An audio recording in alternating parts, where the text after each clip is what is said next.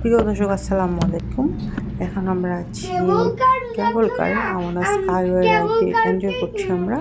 আর আমরা যাচ্ছি গ্যাংটিং হাইল্যান্ডে। তো গ্যাংটিং হাইল্যান্ডে আপনাদেরকে যেতে হলে প্রথমে চলে যেতে হবে কেবল কার স্টেশন আওয়ানা স্কাইওয়েতে। আর আপনি মালয়েশিয়ার যে সিটিতেই থাকেন, বিশেষ করে কুয়ালালামপুর থেকে যেতে চাইলে আপনাকে ট্যাক্সিতে বা বাসে করে আপনি চলে যেতে পারেন আওয়ানা কেবল কার স্টেশনে। ওখান থেকে আপনি টিকিট করতে পারবেন। তবে টিকিট কিন্তু অনেক সময় রিঙ্গিতে করা যায় না, আপনার কার্ড ইউজ করলে ভালো হয়, কারণ ওই স্টেশনগুলোতে চায় কার্ড। তো সাথে আপনার কার্ড ক্যারি করলে বেটার হয়।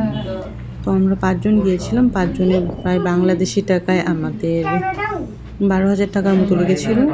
আর আওয়ানা স্কাইওয়ে স্টেশন থেকে আমাদের গ্যাংটিং হাইল্যান্ড পৌঁছাতে 20 মিনিটের মতো টাইম লেগেছিল। এটা আমার লাইফের একটা বেস্ট এক্সপিরিয়েন্স ছিল।